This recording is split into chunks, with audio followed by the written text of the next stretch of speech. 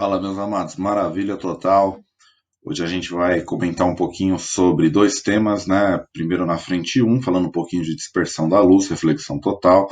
Vocês vão ver que é um tema bem tranquilo, um tema bem fácil, não tem muito o que ser falado, a gente já falou bastante dele quando comentamos sobre ângulo limite. E lá na frente 2 a gente vai falar um pouquinho sobre corrente elétrica, tá? Então, toda aquela parte envolvendo potencial, diferença de potencial, agora a gente vai aplicar para de fato gerar uma corrente elétrica, tudo bem? Pessoal, qual que é a ideia principal aqui quando a gente fala de dispersão de luz? O que que acontece? Eu tenho a luz branca, tá? Que a gente já conversou, é uma luz característica aí por ter todos os comprimentos de ondas de todas as cores, tá? Um bom exemplo é a luz de origem solar, tudo bem? E o que que vai acontecer? Quando eu passar essa luz branca para um material com um índice de refração diferente do ar, por exemplo, vidro aqui, eu vou ter uma decomposição das cores nesse processo chamado de dispersão da luz, tá? Percebam o seguinte, essa decomposição, ela depende do índice de refração que eu tenho em cada cor, tá?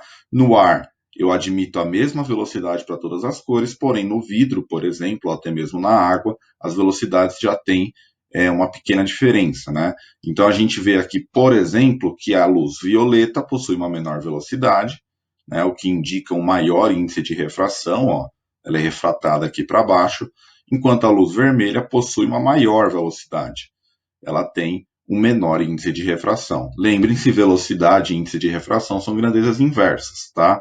Então a minha decomposição acontece dessa maneira. O exemplo mais clássico que a gente tem é o arco-íris. No arco-íris, o que está acontecendo? A luz branca que estava no ar atmosférico, ela acaba sendo dispersa por gotículas de água, tudo bem? Meus amados, só para a gente lembrar um pouquinho o que era o nosso índice de refração absoluto, né? Então eu tinha a velocidade na luz do vácuo dividido pela velocidade na luz do meio, tá bom? Eu poderia ter um meio mais refringente, né, quando eu tinha um ângulo de refração grande, e um meio menos refringente, quando eu tinha um índice de refração um pouco menor, tudo bem? Com base nessa ideia, pessoal, percebam o seguinte, olha só, toda vez que eu tenho um ângulo de incidência, um raio incidente, perdão, na superfície de divisão de dois materiais, eu sempre vou ter reflexão, perdão. Então, a reflexão ela sempre vai acontecer. Ó. Percebam que nos 4 casos aqui eu tenho reflexão. O que vai mudar? Dependendo do ângulo limite, eu posso ou não ter refração. Então, o que, que acontece?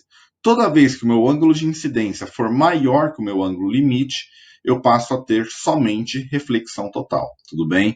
Então, a reflexão ela sempre acontece, porém, quando eu tenho um ângulo de incidência maior que o ângulo limite, eu só tenho reflexão, eu passo a não ter mais refração, tudo bem? Meus amados, com base nessa ideia, eu proponho aqui para vocês 2 exercícios. O primeiro exercício fala um pouco sobre essas duas afirmativas aqui, está lá na página 5 de vocês, tá? Então, o Rafael faz uma afirmativa e a Joana faz uma outra afirmativa sobre reflexão e refração de luz. Vocês vão me dizer quais são as alternativas corretas. E o segundo exercício já fala um pouco sobre um raio de luz monocromático, então um raio de luz do Sol, por exemplo, que ele sai de um meio mais refringente e vem para o meio menos refringente. O que, que vai acontecer com ele? Se vai acontecer reflexão o tempo inteiro, se vai acontecer refração e por aí vai, tudo bem? No próximo vídeo a gente vê a resolução desses exercícios.